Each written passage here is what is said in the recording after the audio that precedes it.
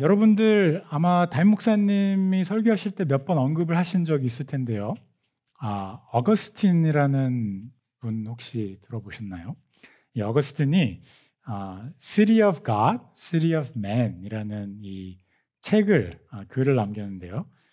이 글의 요지는 이제 로마 시대 때 이 로마 제국이 막 무너져가고 있는 상황에서 이제 크리스찬이 아닌 이방 민족들이 그 나라를 점령하게 됐을 때 크리스찬으로서 도대체 이 세상에서 어떻게 살아가야 하는가 이런 고민을 담고 있는 그런 글입니다.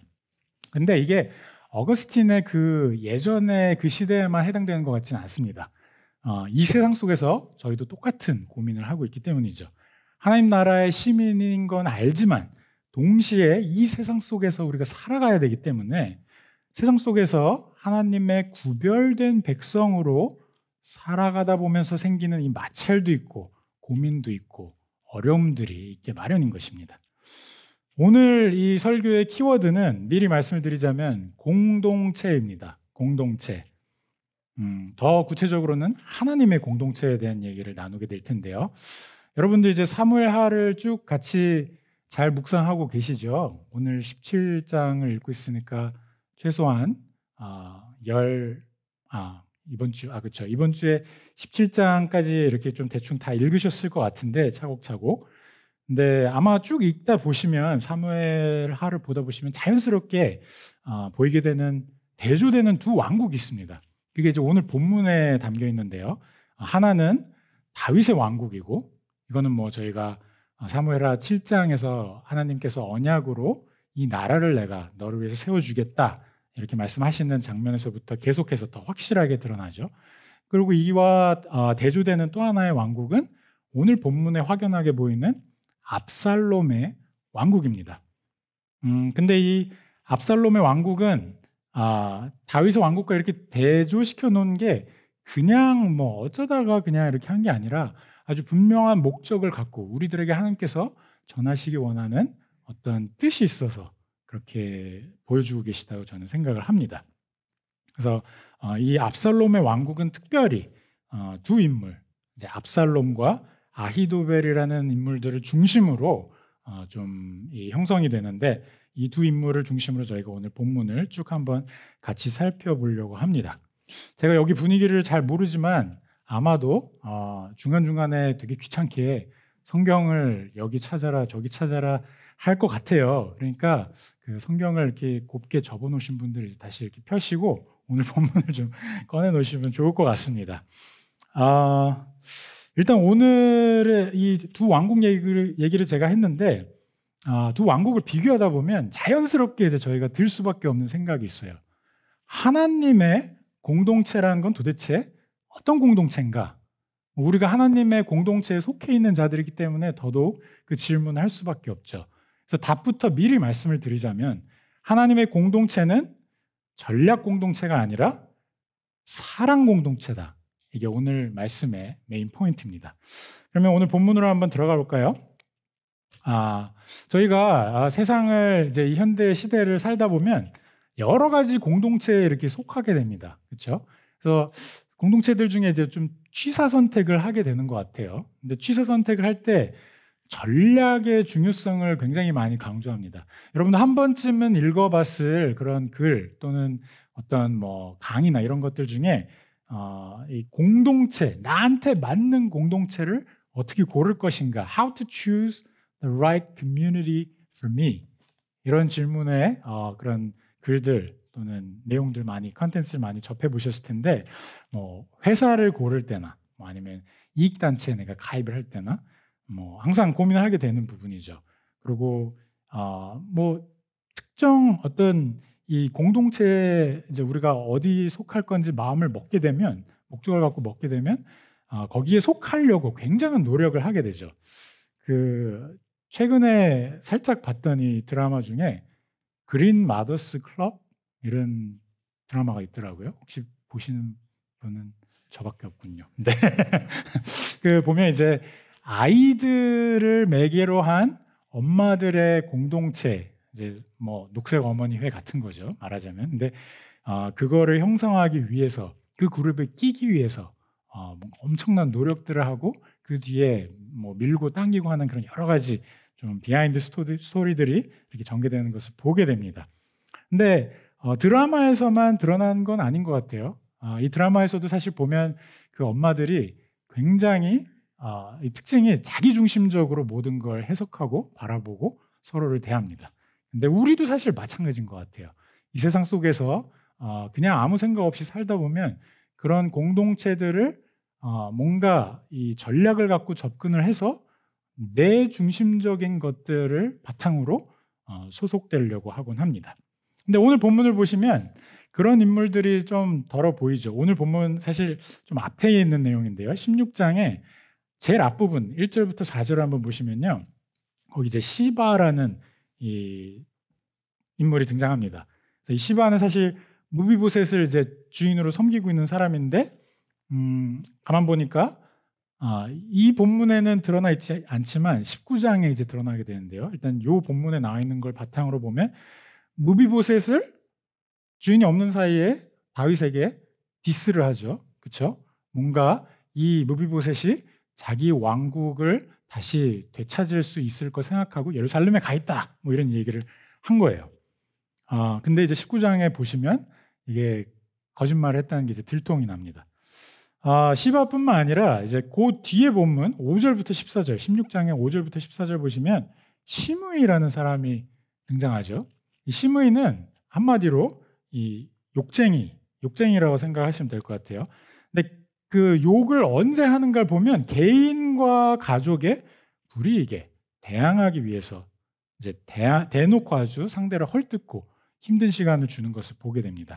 물론 뒤에 이제 또 뒤에 쭉 이제 다음 주에 보시게 될 본문인데 다윗에게 다시 회개를 하죠. 그런데 나중에 이제 다윗이 솔로몬에게 유언을 쓰는 그 내용을 보시면 이 시므이는 믿을 만한 사람이 못 된다. 뭔가 처리를 해야 되는 사람이다. 이렇게 다윗이 얘기하는 걸 볼 수 있어요.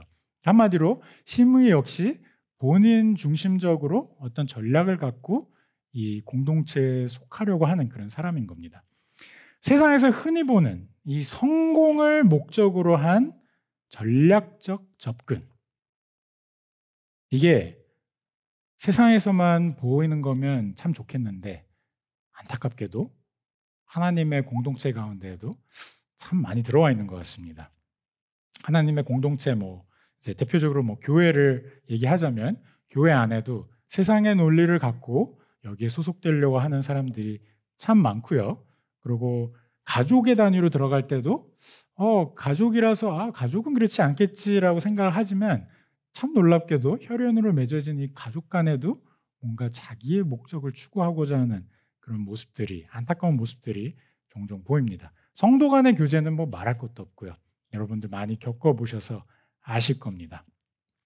자, 그러면 이 하나님의 공동체는 전략적 공동체가 아니라 사랑의 공동체라고 말씀드렸죠. 그럼 전략적 공동체가 아니라는 것을 두 인물, 아까 말씀드린 압살롬과 아히도벨을 통해서 좀 살펴보려고 하는데요. 대표적으로 이제 아히도벨을 먼저 보겠습니다.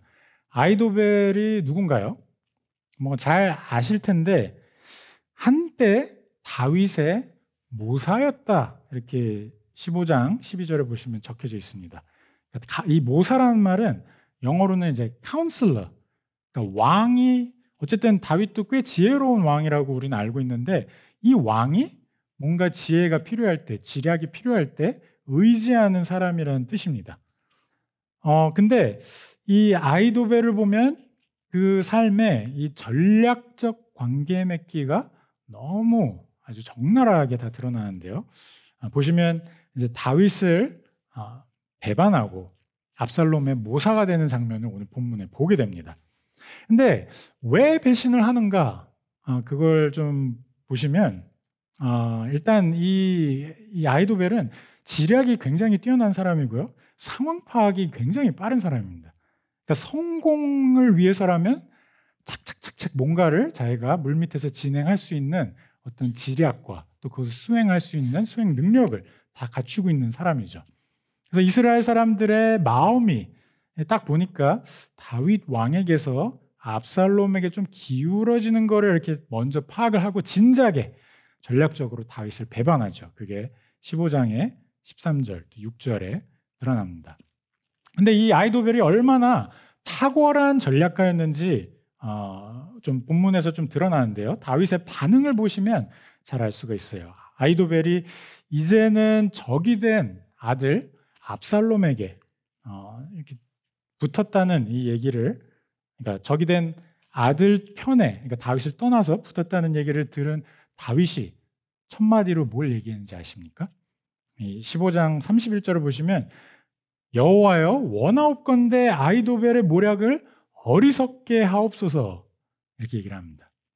이게 그냥 아무 생각 없이 들으면 저쪽 편에 붙은 사람 안 되라, 못 되라, 이런 얘기로만 들을 수가 있는데, 사실은 전체적인 맥락을 보시면 아히도벨이 얼마나 뛰어난 사람인지 굉장히 상세하게 묘사가 되어 있거든요.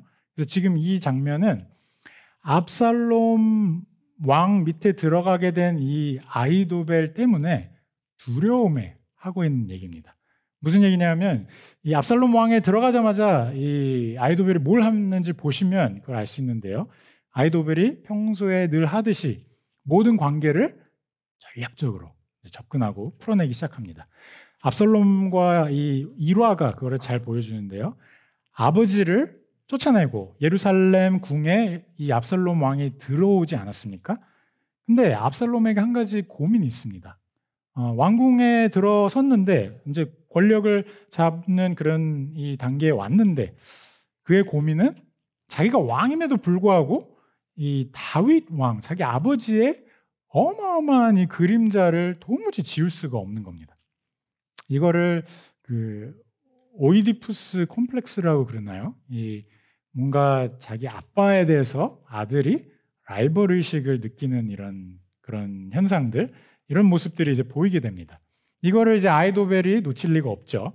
근데 아히도벨이 그 모습을 보고 상상을 초월하는 전략을 들이댑니다. 그게 뭐냐면 아버지 다윗의 후궁들을 만인이 다 보는 앞에서, 그것도 백주 대낮에 장막을 쳐놓고 옥상에다가, 왕궁 옥상에다 장막을 쳐놓고 모든 사람들이 다 볼 수 있는 그곳에서 후궁들과 동침을 한 겁니다. 자, 이게 뭘 뜻합니까? 아버지의 후궁들과 동침을 한다는 얘기는 이제 나는 더 이상 아버지 밑에 있는 그 그림자 안에 있는 사람이 아니라 나는 아버지의 후궁들도 내 것으로 만들 수 있을 만큼 on par인 사람, 그러니까 동급이라는 그런 얘기인 겁니다. 근데 이런 전략이 사실은 굉장히 정말 보통 사람은 생각해내기가 너무 어려운 그런 전략이죠. 그래서 오늘 본문이 아니군요. 16장에 보시면 맨 끝에 23절을 보시면 아히도벨을 묘사하는 장면이 이렇게 이야기를 합니다. 아히도벨이 베푸는 계략이 하나님께 물어서 받은 말씀과 같이 여겨졌다. 그러니까 이게 지금 아히도벨의 그 계략과 전략은 신의 경지에 다다른 거예요. 근데 이게 그냥 잘 모르는 사람이 보고 한 얘기가 아니라 누가 그걸 인정했냐면 압살롬도 인정을 했지만 보면 다윗도 그것을 인정할 만큼, 하나님을 알고 따르는 자인 다윗도 인정을 해야 될 만큼 너무너무 모략이 뛰어났던 거예요. 완벽에 가까운, 감탄을 금할 수 없는 그런 전략가인 사람이 바로 이 아히도벨인 겁니다. 그러면 잠시 아히도벨을 놔두고요, 압살롬을 좀 한번 살펴볼까요? 압살롬 역시 만만치가 않습니다. 일단 압살롬도 굉장히 철저하게 자기중심적이에요. 그래서 누이 다말에 대해서 이제 다말이 뭔가 좋지 않은 일, 그러니까 이 다말에 대해서 이 복수를 해야 되는 상황을 경험을 하는 걸 보고 암논을 그냥 살해해 버립니다. 암논이 자기 누이를 범한 것을 참지 못하고 죽여버린 거죠. 근데 그 죽이는 장면을 우리가 기억해 보시면 왕국의 지금 상황이, 아버지 왕인 다윗 왕이, 이 지금 왕국의 상황이 암논이 다시 돌아와서 뭔가 나라가 좀 화평하게 되는 그런 분위기였는데 이 압살롬을 보시면 앞뒤 이런 거 보는 게 없습니다. 그냥 자기 중심적으로 해버리죠. 그래서 아버지와 나중에 화해를 하는 듯하지만 사실은 속마음은 계속해서 아버지와 대척을 하고 있는 그런 모습을 보게 되다가 15장에 이르면 이제 제대로 반역을 하죠. 먼저 아버지 몰래 사람들에게 재판관의 역할을 해주면서 이제 민심을 자기 쪽으로 끌어모읍니다. 그러고는 하나님의 이름을 팔아서 여호와를 섬긴다는 그 명목하에 자신이 헤브론으로 가죠. 그래서 자기 왕국을 거기다 그냥 세워버립니다. 반역인 겁니다. 자기 아버지에 대해서. 이때 아버지의 모사였던 아히도벨을 스카우트를 해오죠. 그래서 전략적으로, 워낙 뛰어난 전략가다 보니까 자기도 전략적인 접근을 하는 사람인데 아주 안성맞춤인 겁니다. 그래서 자신의 모사로 삼아버립니다. 이 두 인물이 만나서 하는 일은 하나님의 공동체인 다윗의 공동체를 방해하는 일들밖에 없습니다. 압도할 정도로 방해를 합니다. 그래서 15장부터 오늘 본문까지 쭉 이어지는 내용이 그런 내용들인 거죠. 그 행보에는 거침이 없고요. 그 둘의 콤비는 아주 찰떡 콤비입니다. 약간 유비와 제갈량의 관계라고 생각을 하시면 될 것 같은데요. 아히도벨의 지략과 압살롬의 권력이 만나서 전략적인 왕국을, 다윗 왕국을 소멸의 직전까지 몰아가는 전략적 왕국을 세우게 되는 거죠. 자, 그런데 이제 전환점이 생깁니다. 오늘 본문의 내용인데요. 아히도벨의 사실은 굉장히 모략가고 지략가인데 좀 뜻밖의 상황을 만나게 됩니다. 오늘 본문까지 호흡이 너무 잘 맞고 그 행보가 거침없었던 이 두 인물이 처음으로 뭔가 부딪히게 되죠. 완벽에 가까운 전략으로 신임을 받았던 아히도벨의 제안에 압살롬 왕이 이제는 태클을 걸어버린 겁니다. 아히도벨이 압살롬 왕을 위해서 제안하는 장면에서 오늘 본문이 이제 시작되는 걸 보시게 되는데요. 그 제안에 문제가 있었느냐 하면 그건 아닙니다.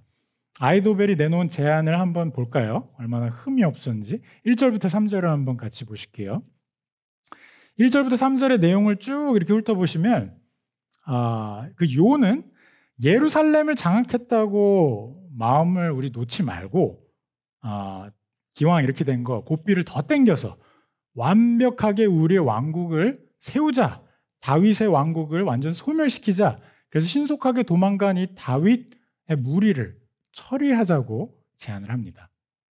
이런 경우들 아마 사극이나 이런 역사 속에서 아마 많이 대면하실 텐데 왕조를 찬탈한 새로운 세력, 소위 이제 쿠데타를 일으킨 세력들이 꼭 하는 그 다음 단계에 있죠. 그게 뭐죠?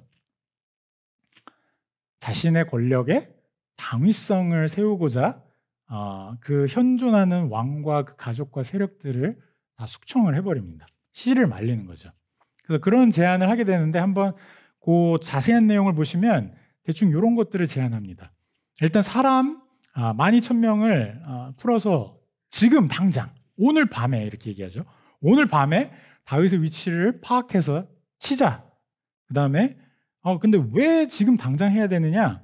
지금 다윗의 무리가 도망다니느라고 너무너무 피곤하니까 쉬어야 되는 상황이다. 그때를 틈타서 밤에 우리가 기습을 하면 효과적으로 우리가 원하는 결과를 얻을 수 있다. 이 얘기인 거죠. 근데 이제 그 공략을 하는 데 있어서도 이 아히도벨이 굉장히 전략적입니다. 곰곰이 생각해보면 사실 다윗 왕만 죽이면 되거든요. 그래서 지쳐있는 군대를 지금 급습하면 뿔뿔이 다 도망갈 게 뻔하고 다윗 왕만 우리는 죽이면 게임은 끝이다. 이렇게 얘기를 합니다. 근데 여러분들 들으셨을 때 어떠세요? 좀 그러네 이렇게 생각이 드시지 않습니까? 굉장히 납득이 가는 누가 읽어도 사실은 굉장히 감탄을 할 수밖에 없는 그런 내용입니다. 아니나 다를까 4절을 보시면 그 이스라엘의 장로들 이 사람들이 이 리더들이 압살롬을 포함해서 만장일치로 그럼 그렇게 합시다. 듣자마자 그냥 결론을 내려버리죠. 그래서 이 플랜대로만 시행이 되면 그냥 드는 느낌이 다윗 왕조가 지구상에서 그냥 사라질 것 같아요. 근데 예상치 못한 일이 발생합니다. 압살롬 왕이 난데없이 다른 인물의 의견을 갑자기 묻는 겁니다. 여태까지는 늘 아히도벨에게만 물었었는데 갑자기 난데없이 제3의 인물한테 얘기를 하는 겁니다. 왕권 정당화에 지금 아히도벨이 굉장히 큰 기여를 했거든요. 거의 뭐 1등 공신인데, 그리고 그의 아이디어들이 굉장히 뛰어났다는 건 모두가 인정하는 바인데 지금 이 상황에서 압살롬이 왜 그랬는지 잘 이해가 안 갑니다, 솔직히. 그 사이에 뭐 아히도벨과 압살롬이 사이가 틀어졌냐 하면 그런 내용도 없어요. 여기 보시면 그냥 저희가 이해할 수 있는 유일한 방법은 이 상황 가운데 하나님께서, 우리 눈에는 굉장히 아히도벨 마음대로, 압살롬 마음대로 가는 이 현실인 것 같지만 그 위에 군림하시는 하나님께서 개입하셨다, 주권적으로 일하셨다라고 이해를 할 수밖에 없습니다.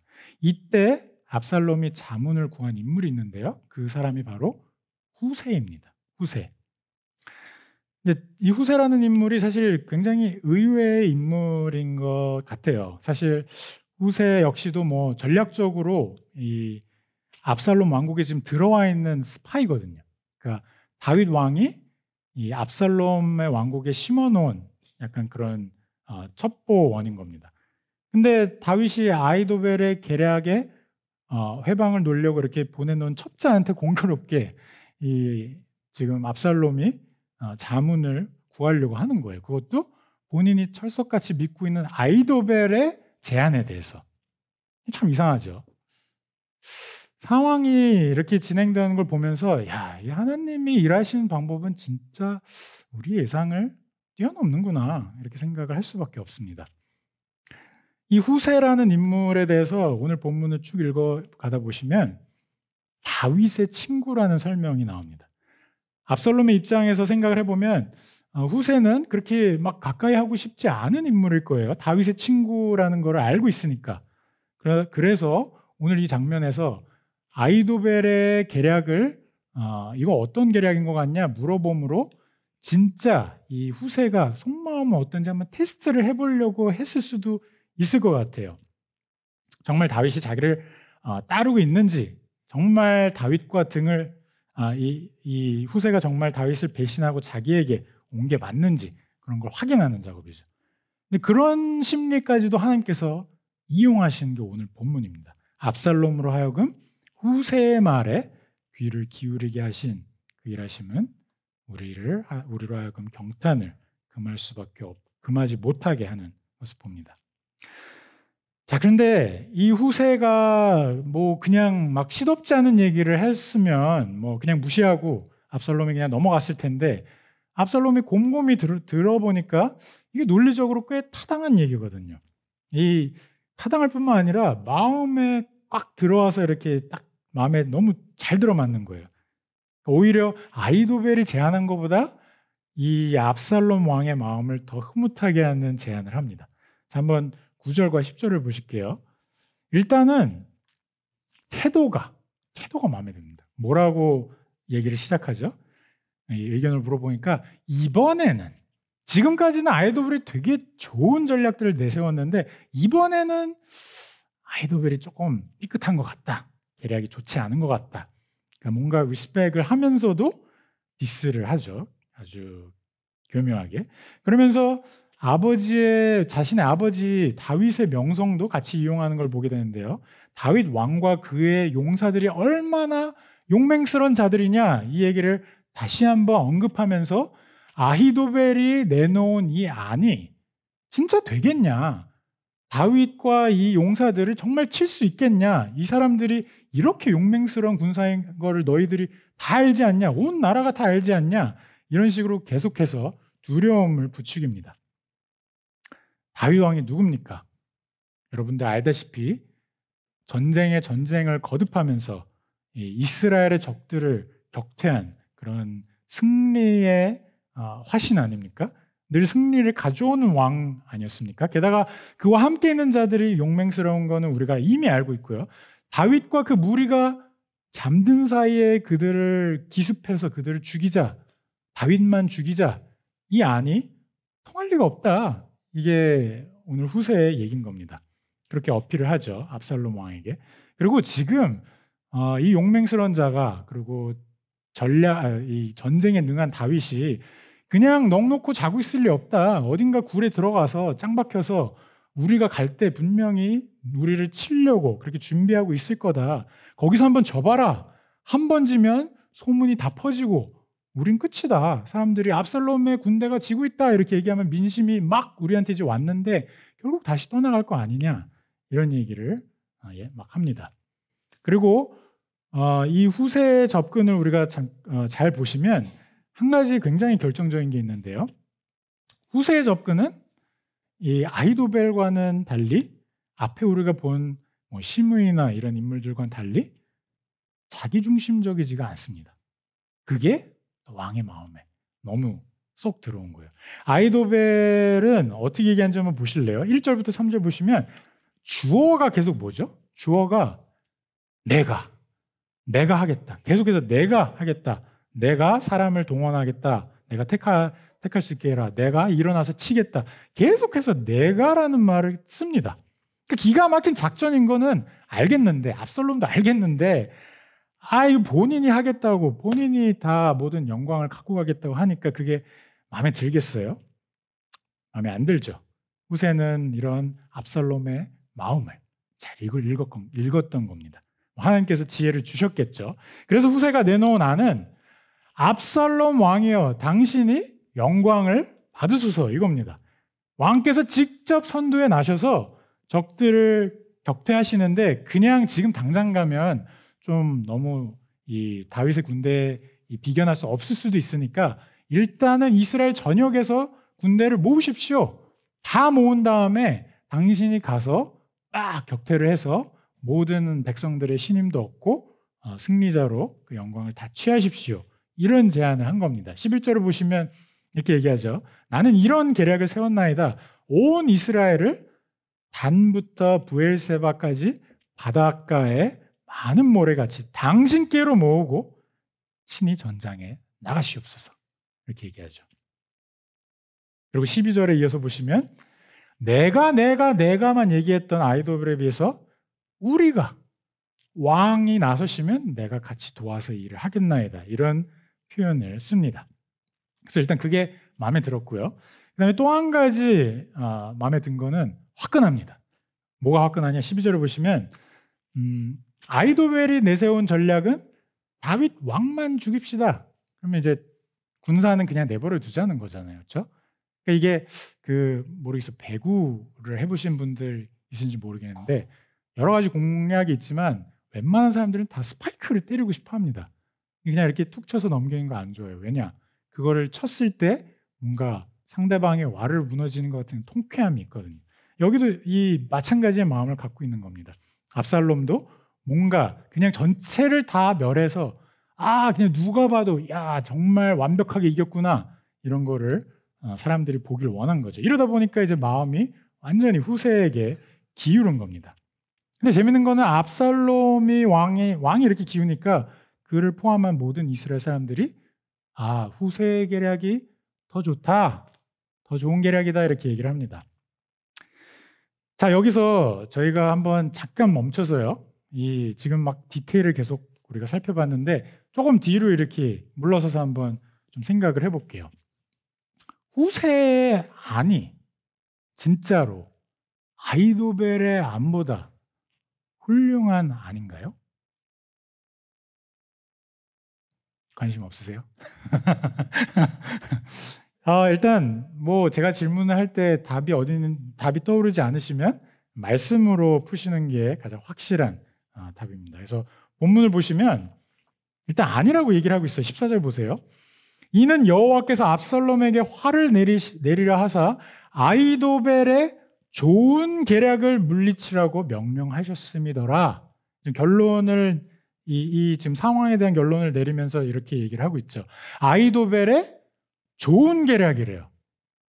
별로인 계략 이런 게 아니라 좋은 계략이래요. 그러니까 분명히 이 아히도벨의 계략은 누구나 인정할 만큼 처음에 만장일치로 찬성했던 것인 만큼 정말 너무 좋은, 정말 똑똑한 그런 계략인 겁니다. 객관적으로 봤을 때 정말 전원의 찬성을 이끌어내는 게 여러분들 얼마나 어려운지 아십니까? 야구 좋아하시는 분들은 이 메이저리그를 보시다 보면 매해 이 명예의 전당에 헌액할 사람들을 투표를 해서 정말 레전드 같은 선수들을 투표를 통해서 이렇게 올리는 그런 일을 꼭 하는데요. 지금 100년이 넘는 역사 가운데 만장일치로 거기에 헌액이 된 사람 딱 한 사람밖에 없습니다. 마리아노 리베라라고 혹시 아시는지 모르겠는데 뉴욕 양키스의 그 투수만 그렇게 만장일치로 올라왔고 나머지는 한 명도 없어요. 그러니까 그만큼 만장일치를 끌어냈다는 것은 절대 거부할 수 없을 만큼 뛰어난 계략일 때만 가능한 거죠. 그게 아이도벨의 계략인 겁니다. 그럼에도 결국 이루어지지 못한 게 지금 오늘 본문의 상황인 거죠. 그게 아이러니한 거예요. 완벽하게 누구나 인정할 수 있을 만큼 좋은 계략인데 그게 이루어지지 않는 거예요. 근데 이게 사실은 우리가 세상을 살면서 항상 한 번씩 꼭 느끼게 되는, 보게 되는 것입니다. 하나님께서 그의 뜻을 따라서 작정하시고 행할 때에는 우리 눈에 볼 때, 우리의 지혜로 생각할 때, 우리 마음에 이거는 안 될 것 같은데 하는 일들도 일어난다는 것을 우리는 보게 되는 것이죠. 자, 여러분들 이거 하나 좀 한번 짚고 넘어가 볼까요? 하나님의 공동체는 절대로 성공을 목표로 한 전략적 공동체가 아닙니다. 다시 말해서 우리 개개인이 자신의 어떤 어젠다, 내가 갖고 있는 목표, 내 이익 이런 걸 다 들고 들어와서 그걸 성취하고자 그렇게 나아가는 공동체가 아니란 말이에요. 우리들 생각에는 더 빈틈없고 더 철저하고 더 그럴싸한 계획들을 들고 들어와서 해야 될 것 같지만 우리의 습성상, 세상 가운데서의 습성상, 그런데 하나님의 공동체는 그런 공동체가 아니라는 겁니다. 근데 안타까운 점은 점점 그런 방향으로 나아가는 크리스찬들이, 그런 크리스찬들이 바꿔가는, 이상한 방향으로 바꿔가는 공동체들이 많다는 거예요. 한마디로 교회와 가정을 사람들이 이런 식으로 이해를 한다는 겁니다. 나의 목적을 이루기 위해서 내가 몸담는, 그러다 보니 언제든 싫으면 떠날 수 있는 그런 단위로 생각을 하는 거죠. 사람들이 다 공감할 만한 그럴싸한 건물이 있고 또 시설들이 있어서 그래도 교인의 숫자도 좀 되니까 뭔가 세련된 프로그램들이 돌아가고 있고 어른들을 위해서 아니면 아이들을 위해서 뭔가 좀 품격 있는, 조금 그래도 좀 의식 있는 그런 놀이 문화가 공유되고 있으면 그러면 괜찮은 교회일까요? 아니잖아요. 근데 왜들 점점 이런 것들에 점점 더 심취하고 집착해 가는지 그걸 참 모르겠습니다. 노회 안에서 이제 다른 목사님들을 만날 기회들이 참 많은데요. 만나서 항상 얘기를 나누다 보면 중소규모의 다른 지역 목사님들 항상 성도들의 쏠림 현상에 대해서 이야기를 하고 그것 때문에 많이들 힘들어 하십니다. 왜냐? 이런 것들에 혈안이 돼서 여기 갔다가 저기 갔다가 그렇게 하나님의 공동체를 갈아타기를 거듭하는 사람들이 많기 때문이죠. 가정은 또 어떤가요? 교회가 그렇다면 가정은 좀 나을까요?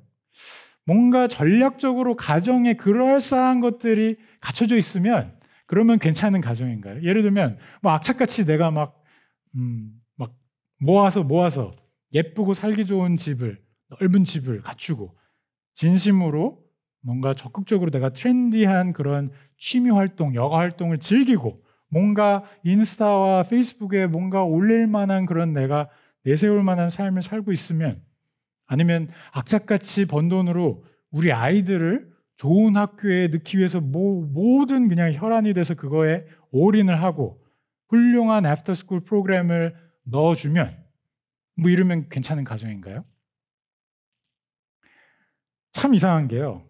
점점 사람들이 이런 것들을 갖고 자기 가정을 판단하고 남의 가정을 또 판단하고 서로 비교하기 시작하고 이런다는 겁니다. 그래서 비교해보고 내 상황, 내 가정이 뭔가 뒤처지는 것 같으면, 그런 요소들이 안 갖춰져 있는 것 같으면 더 악착같이 달려들어서 그거를 해내려고 부단히 노력합니다. 뭐 열심히 사는 게 나쁘다는 건 아닙니다. 하지만 수단에 불과해야 하는 그런 것들이 왜 점점 본질처럼 바뀌어져 가고 있는지 참 아이러니합니다. 그런 면에서 하나님께서 다윗에게 붙여주는 공동체 멤버들, 오늘 본문을 통해서, 그리고 오늘 본문의 앞부분까지 다 포함해서 큰 관점에서 좀 살펴보시면 되게 좋을 것 같아요. 일단 첫 번째로 15장을 기억해 보시면 이때라는 인물 기억나십니까? 이때. 15장 19절에 보시면 이때라는 인물이 등장하는데요. 참 정말 이 다윗 왕이 쫓겨서, 압살롬에게 쫓겨서 정처 없이 도망다니고 있는 상황에서 이때라는 인물은 다윗에게 충성을 맹세하고 그를 돕겠다고 나섭니다. 그 뒤에 이제 또 저희가 발견하는 대표적인 인물이 오늘 본문에 보이는 후세인데요. 이 후세 역시도 아까 제가 좀 나름 지략가라고 말씀드리지 않았습니까? 근데 역대상에 27장 33절 보시면 이 후세라는 인물과 우리가 앞에서 살펴봤던 아히도벨을 딱 대조시켜서 표현한 아주 짧은 그 말씀이 있는데, 어떻게 표현하냐면은 아히도벨은 왕의 모사였고 후세는 왕의 벗이었다, 이렇게 얘기를 합니다. 모사와 벗. 모사라는 거 아까 제가 설명드린 것처럼 전략적으로 아주 철저하게 치밀하게 목적을 추구하면서 나가는 거를 돕는, 자문을 주는 사람이라면 이 벗, 친구는 그런 존재가 아니죠. 그래서 후세에게만 붙는 수식어, 다윗의 친구라는 수식어에 우리는 좀 주목을 해야 합니다. 후세와 다윗 사이의 관계가 압살롬과 아히도벨 사이에서는 절대로 찾아볼 수 없는 확연히 다른 뭔가가 여기에 있기 때문입니다. 후세가 등장하는 그 장면을 보시면 등장 장면부터 일단 좀 인상적인데요. 15장 30절과 31절 한번 보실게요. 거기 보시면 다윗이 아들 압살롬 때문에 막 도망가는 이 처량한 처지에서 감람산 길로 백성들과 함께 머리를 가리고 울면서 올랐다, 이렇게 얘기를 하고 있지 않습니까? 안 그래도 힘든데 아히도벨의 배신 소식에 굉장히 마음이 진짜 막 땅으로 푹 꺼지는 지금 그런 상황이잖아요, 여기가. 근데 이젠 어떡하나, 너무 막막한 그런 마음을 갖고 있는데 진짜 할 수 있는 거라고는 거기 뭘 하죠? 아히도벨의 모략이 제발 망하게 해주세요, 이런 별 실수가 없을 것 같은 그런 기도만 할 수 있는 거죠. 하나님께서 어떻게든 좀 도와주시길 바라면서. 근데 그때 혜성같이 등장하는 존재가 이 후세입니다. 그러면 혜성같이 등장한 이 존재에게 어울리는 거는 뭘 것 같습니까?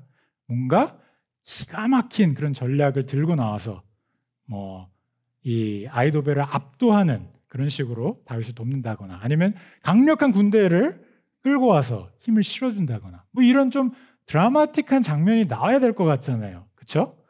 근데 후세가 한 거는 15장의 32절을 보세요. 뭘 했습니까? 다윗 옆에서 뭘 했다고 나오죠? 옷을 찢고 그와 똑같이 머리를 가리고 그를 따뜻하게 맞이했다고 나옵니다. 그게 다예요. 그냥 같이 울고 같이 아파하고 같이 있어주고. 왜죠? 후세 지금 지금 상황을 보시면 다윗의 심정을 한번 생각해 보시면 좋겠어요. 정말 막막한 상황에 갑자기 후세가 와서 내 옆에서 같이 울어주고 같이 걸어가지고 같이 그 아픔을 나눈다. 어떨 것 같아요, 여러분 같으면? 울컥하겠죠. 그렇죠? 내가 너무 힘든데 옆에 있어주는 것만으로도 너무 고마울 텐데 같이 울어주고 그걸 나눠주니까요. 다윗을 향한 후세의 사랑이 아마 다윗에게도 분명 느껴졌을 겁니다. 제가 EM 장로님들과 좀 같이 북스터디를, Church Elders라는 책으로 북스터디를 한 적이 있는데, 여기 굉장히 인상적인 그런 한마디가 있어서 좀 제가 나눠보고 싶어요. 거기 보시면 주님께서 맡겨주신 양떼를 교인들을 어떻게 장로들이 돌볼 건가 이런 내용을 다루고 있는 챕터에서 이 저자가 이런 얘기를 합니다. Smell like sheep. 양들과 똑같은 냄새를 풍기게 그렇게 해라. 무슨 얘기냐? 교회 리더들도 이 세상 속에 살다 보니까 어떻습니까? 자꾸 비즈니스 마인드, 전략적인 마인드 이런 걸로 접근하는 거예요. 그래서 내가 뭔가 의사결정을 해주면, 내가 뭔가 관리를 해주면 그러면 알아서 뭔가 도움이 되겠지 이런 생각을 하게 되는 거죠. 당회에서도 또는 심지어 저희 같은 교육자들도 그런 식으로 내 할 일을 다 했다 하고 그냥 끝내버리는 경우들이 너무너무 많습니다. 저 스스로를 돌아봐도요. 그걸로 할 일을 다 했다고 착각하지 말라는 거예요. 모든 성도들한테. 지금 이 내용은 그걸 저희들에게 보여주는 겁니다. 돌보는 양들과 똑같은 냄새가 나도록 하나가 되어야 된다는 것이죠. 시간을 함께 보내면서 그들의 아픔이 내 아픔이 되고 그들의 슬픔이 실제 내 슬픔으로 느껴질 만큼 그게 동행하는 삶으로 실제로 살아내줘야 된다는 거죠. 이게 바로 사랑이잖아요. 저희가 사랑할 때 하는 게 이런 거 아닙니까? 계속해서 그와 시간을 보내주고 내가 뭔가 크게 바꿀 수 없을 것 같아도 그 자리에 있어주고 동행해주는 거예요. 이렇게 사랑할 때 양들이 영적으로 성장하는 것이 삶의 면면에서 드러난다는 거죠. 그게 장로들의 역할이고 그게 성도가 서로를 대할 때의 역할인 겁니다. 근데 생각해보면 이걸 가장 완벽하게 보여주는 분이 계시죠. 바로 예수님이십니다. 이게 바로 성육신이거든요. 빌립보서 2장 6절 7절을 보시면 그는 근본 하나님의 본체시나 하나님과 동등됨을 취할 것으로 여기지 아니하시고 오히려 자기를 비워서 종의 형체를 가지사 사람들과 같이 되었다. 이렇게 얘기를 합니다. 하나님의 아들이신 예수님께서 하늘의 영광을 다 뒤로 하시고 우리와 똑같은 냄새를 풍기고자 똑같아지시는 낮춤을 마다하지 않으셨잖아요. 우리를 향한 너무나 겸손한 사랑의 표현입니다. 근데 후세의 다윗 사랑은 이 선에서 그치지 않고요. 약간 보면 33절, 34절을 보시면 15장에 좀 과한 것 같은 요구를 합니다. 자기와 하나가 되어 맞이하는 후세에게 어떤 요구를 하죠? 그냥 거기서 끝내는 게 아니라 이제는 적지로 들어가라고 얘기를 합니다. 아이도벨의 계략을 너가 들어가서 좀 막아봐 이렇게 얘기를 하는데 이게 뭘 뜻하는 거죠? 공공히 생각해보면 그냥 흘려들을 수가 없는 내용이에요. 무슨 얘기냐면 네 목숨을 걸어서 내 원수를 막아달라 이 얘기잖아요. 다윗의 친구인 것을 아는 압살롬에게 너가 죽임을 당할지라도 들어가라는 겁니다. 이렇게 무리해 보이는 요구도 요구인데 더 놀라운 건 뭔지 아세요? 그 요구에 순종하는 후세입니다. 37절 보시면 다윗의 친구, 이 표현이 꼭 나오죠. 다윗의 친구 후세가 곧 성읍으로 들어가고 그 얘기를 듣자마자 성읍으로 들어가서 압살롬도 예루살렘에 있는 그 상황 가운데 거하더라 이런 내용이 나오죠. 후세는 각오만 한 것이었지만 우리 예수님은 어떻죠? 실제로 우리를 친구라 부르시면서 목숨을 그냥 내어놓으셨어요. 그냥 버리셨어요. 요한복음 15장에 보시면 사람이 친구를 위해 자기 목숨을 버리면 이보다 더 큰 사랑이 없나니 너희는 내가 명하는 대로 행하면 곧 나의 친구라 이렇게 말씀하시는데 이게 바로 십자가에 죽기까지 복종하신 그리스도 예수의 우리를 향한 사랑인 겁니다.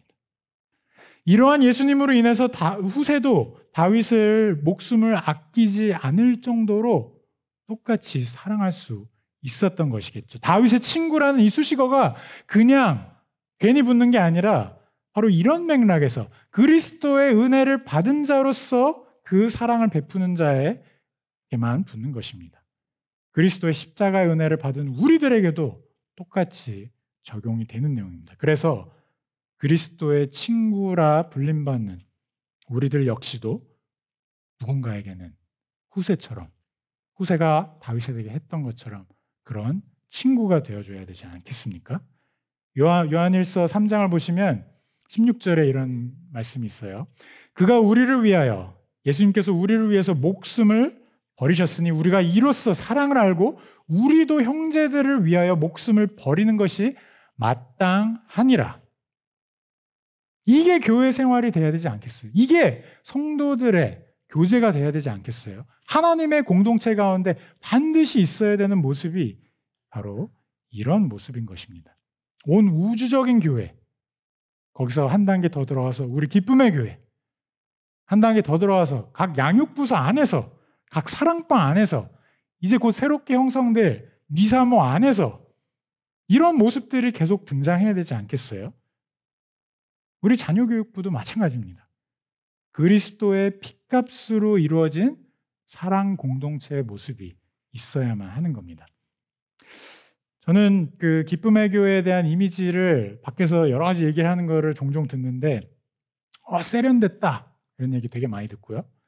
프로그램이 되게 좋다 얘기 많이 듣습니다. 교인들이 딴 교회들은 막 줄어들고 있는데 막 늘어난다 뭐 이런 얘기들도 많이 합니다. 들으면 어떠세요? 기분이 좋죠. 뭐 그거는 사실입니다. 그런데 이거 감사한 일인 건 맞지만 주님께서 보시는 관점도 그럴까요? 주님께서는 이런 것들을 보시고 기쁨의 교회 정말 괜찮은 교회다 이럴까요? 아마 아닐 겁니다. 그리스도의 핏값에 걸맞는 공동체인가 하나님께서 보시는 거는 이거 하나입니다. 이제 말씀을 맺겠습니다. 딱 하나만 더 얘기하고 맺겠습니다. 이런 핏값으로, 그리스도의 핏값으로 주어진 공동체는 사랑 공동체라는 걸 오늘 꼭 기억하시기 바랍니다. 그 뒤에 보시면 이제 아이도벨이 난데없이 갑자기 자살하는 장면이 나와요. 23절, 오늘 본문 23절인데요. 아이도벨과 압살롬이 형성했던 전략 공동체가 결국 얼마 못 가서 해산합니다. 근데 그 두 인물의 말로가 너무 비참해요. 17장 23절 보시면 자기 계략이 시행되지 못함을 보고 나귀를 타고 고향으로 돌아가서 스스로 목매 죽었다 이렇게 얘기를 하는데 그 이유가 뭡니까? 우리 생각에는 승승장구하던 사람이 갑자기 실패해서 충격받아서 그렇게 믿었던 압살롬 왕이 갑자기 내 말을 듣지 않아서 이렇게 생각하기가 쉽죠. 근데 조금 시간을 두고 생각을 해보니까 탁월한 전략가라는 걸 우리가 잊으면 안 될 것 같아요. 이 아이도벨의 눈에 이 다음 단계가 뭔지 빤히 보이게 된 겁니다. 압살롬에게 이제 신임을 잃었죠. 다윗을 죽일 절호의 기회는 사라졌죠. 그럼 남은 거는 뭡니까? 다윗이 뭐 보면 지금 압살롬이 막 그렇게 똑똑한 전략가는 아닌 것 같고 분명 다윗이 더 나은 왕인데 곧 권력을 다시 잡아서 그러면 배신자인 자기는 어떻게 되겠어요? 죽겠죠. 그거밖에 없습니다. 배신자의 말로는 죽음밖에 없다는 걸 아니까 미래가 없다는 걸 알고 본인도 그렇게 먼저 그 길을 택한 겁니다. 이처럼 전략 공동체는 그 전략이 실패할 경우에 큰 위기가 오고 결말은 아주 우울하고 비참합니다. 근데요, 모든 사람들, 저희도 사실은 마찬가지입니다. 스스로를 구원할 수 있는 양 이 세상에서는 많은 사람들이 온갖 전략을 들고 와서 엄청 열심히 삽니다. 그 전략을 들고. 근데 그들이 모르는 사실은 그 전략이 실패할 경우 그 공동체의 숙명은 끝이라는 거예요. 위기 뒤에 끝은 비참합니다. 안타깝게도 아담 이후로 죄 아래 놓인 사람들은 계속해서 그런 패턴을 겪습니다. 스스로 구원할 능력이 없다 보니 그 위기를 넘기지 못하고 죄의 삭신 사망밖에 대면하지 못합니다. 이런 위기 앞에서 아이도벨의 선택은 죽음이었던 겁니다. 생명을 포기했습니다. 하지만 그리스도의 핏값으로 이루어진 사랑 공동체는 다릅니다. 기쁨과 소망이 넘치고, 왜냐? 이 공동체는 잔치 공동체이기 때문이에요. 그 힌트가 오늘 본문의 뒷부분, 17장 뒷부분 27절부터 29절 부분 보시면 등장하는데요. 압살롬 군대의 추격을 따돌린 다윗이 마하나임에 이르자 또다시 위기가 닥치죠. 그 위기가 뭡니까? 압살롬이 그새 군대를 모아서 진치고 기다리고 있는 겁니다. 도망 다니느라고 지금 다윗의 군대는 어떻습니까? 지쳐 있죠. 지금 재충전의 시간이 필요한데 다시 전쟁에 들어가야 되니 이 싸움은 불보듯 뻔한 겁니다. 이때 아주 놀라운 일이 벌어집니다.